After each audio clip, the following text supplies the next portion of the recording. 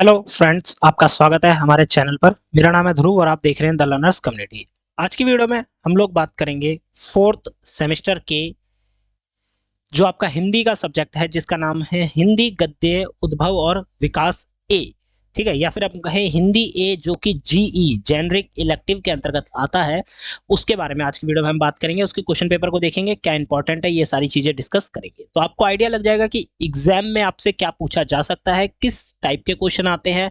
ठीक है, तो ये सारी चीजें, चलिए वीडियो को शुरू करते हैं। और अगर अभी तक आपने हमारा चैनल सब्सक्राइब नहीं किया तो प्लीज चैनल को सब्सक्राइब करिए, वीडियो पूरा देखिए, आपके लिए काफी इंपॉर्टेंट है, जिससे आपको एक आइडिया लग जाएगा। ठीक है, ये आपका यूनिक पेपर कोड है, आप यूनिक पेपर कोड को एक बार जरूर वेरीफाई करिए। अगर आप किसी और कोर्स के स्टूडेंट भी है, जैसे कि बीए ऑनर्स या पॉलिटिकल ऑनर्स या कोई अन्य, ठीक है, अगर आपके पास सेम यूनिक पेपर कोड है तो समझ लीजिए ये जो क्वेश्चन पेपर है ये बिल्कुल आपके लिए ही है। ठीक है, तो आप भी इस वीडियो को देख सकते हैं। आगे बढ़े, फोर्थ सेमेस्टर के 3 घंटे का आपका पेपर होगा, 90 नंबर का क्वेश्चन पेपर आपको दिया जाएगा। ठीक है, सभी प्रश्न क्या है, अनिवार्य है। जितने भी क्वेश्चन दिए गए हैं ना, वो सभी क्वेश्चन आपको अटेम्प्ट करने हैं, कोई भी क्वेश्चन को छोड़ना नहीं है। ठीक है, अब चलिए हम क्वेश्चंस की तरफ देखते हैं। हम यहाँ पे क्वेश्चंस को डिस्कस नहीं करेंगे, बट मेनली मैं आपको बताऊंगा कि किस टाइप के क्वेश्चन आते हैं, क्या पूछा जा सकता है, जिससे आपको आइडिया लगेगा कि हाँ, मेरे को ये चीज प्रिपेयर करके जानी है और ये आ सकती है। क्वेश्चन नंबर 1 को देखते हैं। क्वेश्चन नंबर 1 का जो का पार्ट है ना, क्वेश्चन नंबर 1 में आपसे कहा गया है निम्नलिखित गद्यांशों की साप्रसंग व्याख्या लिखिए। यहाँ पे आपको बड़े बड़े गद्य दिए गए, एक प्रकार से कहें कि पैराग्राफ्स दिए गए हैं, जिनकी आपको साप्रसंग व्याख्या लिखनी है। ठीक है, व्याख्या तो लिखनी ही है, एक प्रकार से कहें 2-4 पॉइंटों में आपको ये भी बताना होगा कि जो लेखक है इसका, वो क्या सोच रहा था लिखते समय। ठीक है, लेखक के बारे में 2-4 लाइनें, ये सारी चीजें आपको यहाँ पे एक्सप्लेन करनी होंगी। बात करें 8 नंबर का, आपका होगा प्रत्येक गद्यांश, और 3 आपको जो गद्यांश है वो कंप्लीट करने हैं। टोटल आपका जो क्वेश्चन नंबर 1 है वो 24 नंबर का है। ठीक है, आप देख सकते हैं ये आपका जो का है ये गद्यांश है।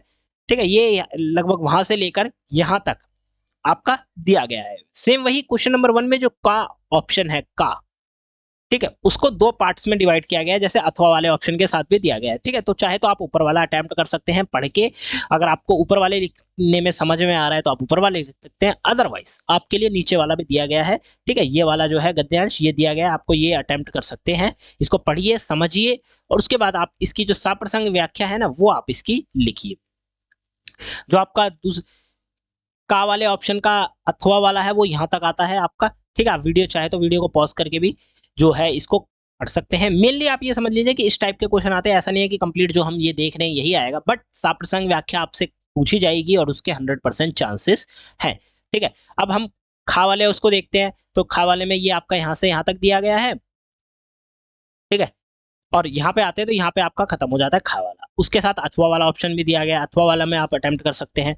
ठीक है, अथवे वाले को आप पढ़ सकते हैं। ये समझ लीजिए, ये जो दिया गया है ना, ये जो बड़े बड़े गद्यांश या पैराग्राफ्स दिए गए हैं, ये दिए गए हैं आपकी किताब के अंतर्गत से। ठीक है, आपकी किताब में चैप्टर्स हैं, उन चैप्टर्स में से कहीं से एक बड़ा सा पैराग्राफ उठा लिया गया, यहाँ रख दिया गया, और आपसे कहा गया आपको इसकी साप्रसंग व्याख्या करनी है।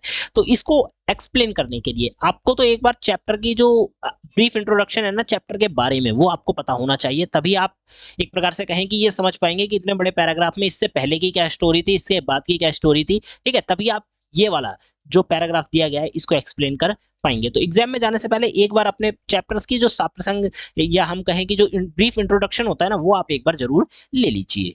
ठीक है, ये यहाँ पे हो जाता है। हम आगे देखें तो यहाँ पे अब आपका आ जाता है गा वाला ऑप्शन। ठीक है, गा वाले में आपका ये है। ठीक है, फिर अथवा वाले में, गा में जो अथवा का ऑप्शन दिया गया है वो ये है। यहाँ पे आपका जो खत्म हो जाता है क्वेश्चन नंबर 1। ठीक है, ये आपका गा वाले का अथवा वाले ऑप्शन का है, आप रोक के इसको पढ़ सकते हैं। अब हम बात करते हैं क्वेश्चन नंबर 2 की। क्वेश्चन नंबर 2 में सिंपली आपसे पूछा गया है कि निबंध विधा का स्वरूप स्पष्ट करते हुए हिंदी निबंध के विकास क्रम को स्पष्ट कीजिए। ठीक है, यहाँ पे क्या पूछा गया, निबंध विधा जो है उसका आपको स्वरूप स्पष्ट करना है, ये बताना है कि उसका स्वरूप किस प्रकार का है। ठीक है, और जब ये बताएंगे करते हुए आपको क्या लिखना है, हिंदी निबंध के विकास क्रम को स्पष्ट करना है। भाई हिंदी निबंध जो है उसका विकास किस प्रकार से हुआ, उसका क्रम क्या है, ये आपको यहाँ पे एक्सप्लेन करना है क्वेश्चन नंबर 2 के अंतर्गत। इसमें अथवा वाला ऑप्शन आ जाता है क्वेश्चन नंबर 2 में। तो इसमें यहाँ पे क्या पूछा गया है, व्यज्ञ विधा का परिचय देते हुए हिंदी साहित्य में व्यज्ञ के विकास पर प्रकाश डालिए। ठीक है, व्यज्ञ विधा का आपको तो परिचय देना है। जब आप परिचय दे देंगे तो आपको यह बताना है कि हिंदी साहित्य में जो व्यज्ञ है, ठीक है, उसके विकास पर आपको प्रकाश डालना है कि भाई विकास किस प्रकार हुआ, तो विकास को आपको जो पॉइंट्स है उसमें एक्सप्लेन करना है। ये जो है आपका क्वेश्चन नंबर 2, ये आपका 15 नंबर का है, ठीक है। तो आपको डिटेल वर्जन में एक्सप्लेन करना होगा। आगे बढ़े क्वेश्चन नंबर 2 के बाद क्वेश्चन नंबर 3 की तरफ। क्वेश्चन नंबर 3 में आपसे यहाँ पे पूछा गया है चैप्टर के अकॉर्डिंग, ठीक है। चैप्टर से रिलेटेड क्वेश्चन है, जो मलबे का मालिक आपका चैप्टर है, कहानी विभाजन की त्रासदी को किस रूप में हमारे सामने रखती है, स्पष्ट कीजिए, ठीक है। जो मलबे का मालिक है ना, कहानी विभाजन की जो त्रासदी है, विभाजन मतलब एक प्रकार से कहें कि बंटवारा, ठीक है। बंटवारे के बारे में ये जो मलबे का जो मालिक है चैप्टर, ये बंटवारे के रिगार्डिंग है, ठीक है। तो जो त्रासदी है उसको किस प्रकार से हमारे सामने रखती है, भाई बंटवारा जो था वो किस प्रकार का हुआ था, ठीक है। यहाँ पे मेनली अगर हम कहें बंटवारे की बात की जा रही है, ये बंटवारे की बात की जा रही है हिंदुस्तान और पाकिस्तान के बंटवारे के बारे में, ठीक है। जो विभाजन की त्रासदी थी या विभाजन की जो ट्रेजिडी थी, ठीक है, उसको हमारे सामने किस प्रकार से रखती है, ये है। क्वेश्चन नंबर 3 का जो अथवा वाला ऑप्शन है वो है नमक का दरोगा, ठीक है। नमक का दरोगा जो कहानी है उसकी मूल संवेदना पर प्रकाश डालने की, भाई मेन संवेदना क्या थी जब राइटर ने जो कहानी लिखी, ठीक है, उसकी मूल संवेदना क्या थी, लोगों को क्या बताना चाहते थे अपने मन से, ठीक है। ये आपको बताना है क्वेश्चन नंबर 3 के अंतर्गत। 15 नंबर का है आपका क्वेश्चन नंबर 3, डिटेल में आपको एक्सप्लेन करना है। क्वेश्चन नंबर 4 की तरफ देखते हैं। इसमें पूछा गया है भाव या मनोविकार निबंध पर प्रतिपाद्य लिखिए, ठीक है। भाव या मनोविकार जो है उसके ऊपर क्या निबंध का प्रतिपाद्य लिखिए। ये एक निबंध है जो आपकी किताब में दिया गया है, इसका आपको प्रतिपाद्य लिखना है कि भाई इसका क्या मतलब है, ठीक है। इसके बारे में आपको यहाँ पे एक्सप्लेन करना है। बात करें क्वेश्चन नंबर 4 के अथवा वाले ऑप्शन की, तो इसमें पूछा गया है कि मेरे राम का मुकुट भीग रहा है, निबंध की केंद्रीय भावना को अभिव्यक्त कीजिए, ठीक है। मेरे राम का मुकुट भीग रहा है, ये एक निबंध है आपकी किताब के में, ठीक है। तो इसके ऊपर आपको क्या लेना है, केंद्रीय भावना लिखनी है, मतलब कि भाई सेंटर में जो लिख रहा था लेखक, उसके मन में क्या भावना थी, केंद्र में क्या भावना थी, ठीक है। ये जो निबंध है इसको लिखते समय तो ये आपको यहाँ पे अभिव्यक्त करनी है, मतलब बतानी है। क्वेश्चन नंबर 5 को देखते हैं। दीपदान एकांकी का मूल संदेश स्पष्ट कीजिए, ठीक है। दीपदान जो एक एकांकी है, ठीक है, उसकी मूल संदेश, भाई राइटर जो या लेखक हम कहें क्या संदेश देना चाहता था, उसका मूल संदेश क्या है, वो संदेश आपको यहाँ पे एक्सप्लेन करना है, ठीक है। आपका हर एक क्वेश्चन अराउंड 15 नंबर का है। क्वेश्चन नंबर 5 के अथवा वाले ऑप्शन को अगर आप देखेंगे तो यहाँ पे पूछा गया सुभद्रा के व्यक्तित्व की प्रमुख विशेषताओं का उल्लेख कीजिए, ठीक है। उल्लेख कीजिए सुभद्रा का जो व्यक्तित्व है, मतलब हम कहें उनका जो कैरेक्टर है, उनके कैरेक्टर की क्या प्रमुख विशेषता है, मतलब उनका कैरेक्टर की जो कैरेक्टरिस्टिक्स क्या है, ठीक है, विशेषताएं क्या है, ये आपको यहाँ पे एक्सप्लेन करना है क्वेश्चन नंबर 5 के अंतर्गत। अब क्वेश्चन नंबर 6 की तरफ आ जाते हैं। क्वेश्चन नंबर 6 आपका 6 नंबर का है, जिसमें आपको क्या लिखनी है, टिप्पणियां लिखनी है। टॉपिक्स दिए गए हैं 2, ठीक है।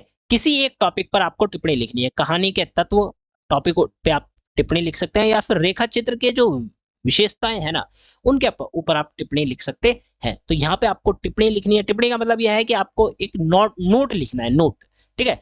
वैसे होता है कि संक्षिप्त टिप्पणी लिखी जाती है, मतलब शॉर्ट नोट्स होते हैं, जो कि आपने प्रीवियस एग्जाम्स में भी कई जगह पढ़ा होगा कि शॉर्ट नोट्स पूछा जाता है। तो यहाँ पे टिप्पणी लिखने के लिए कहा है, तो यहाँ पे आपका 6 नंबर का एक है, तो आपको डिटेल वर्जन में लिखना है। लिखना नोट ही है बट डिटेल वर्जन में उसका एक्सप्लेन करते हुए। टॉपिक क्या है, कहानी का तत्व, सॉरी कहानी के तत्व या फिर रेखा चित्र की विशेषताएं।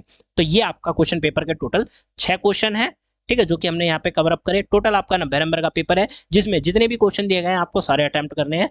चांसेस ये हैं कि आप अगर आपको कोई भी क्वेश्चन का पार्ट 1 नहीं आ रहा, तो आप जो अथवा वाला पार्ट है वो भी आप कर सकते हैं, ठीक है। आपको ऑप्शंस दिए गए हैं, तो ऐसा ना हो कि आपके ऊपर प्रेशर बने, इसीलिए ऑप्शंस दिए गए। तो आपको क्या करना है, अच्छे से जो ब्रीफ इंट्रोडक्शन है हर एक चैप्टर का वो पढ़ के जाना है, तभी आप एक डिटेल एक्सप्लेनेशन जो आंसर है वो लिख पाएंगे और अच्छे नंबर जो है वो गेन कर पाएंगे, ठीक है। तो यहाँ पे आपका जो है वीडियो खत्म हो जाता है। वीडियो आपको कैसी लगी आप हमें जरूर बताएं। वीडियो अच्छी लगी तो वीडियो को लाइक करें, चैनल को सब्सक्राइब करें, जितना हो सके वीडियो को शेयर करें। डिस्क्रिप्शन बॉक्स में आपको लिंक मिल जाएंगे हमारे यूट्यूब चैनल का, ठीक है। साथ के साथ आप हमारे साथ टेलीग्राम पे 2 जगह जुड़ सकते हैं, हमारे 2 ग्रुप्स अवेलेबल हैं। उसके साथ हमारा application the learners community DUSOL भी अवेलेबल है। प्ले स्टोर पर जाइए, एप्लीकेशन को चेकआउट करिए। Notes, study notes, question paper place, ठीक है। साथ के साथ आपका स्टडी मटेरियल, सिलेबस और स्टूडेंट जो एक प्रकार से कहें स्टूडेंट बोर्ड है, उससे रिलेटेड जितनी डिटेल्स हैं वो सारी आपको वहां देखने को मिल जाएंगी। तो मिलते हैं अगली वीडियो में। Thanks for visiting on my channel guys.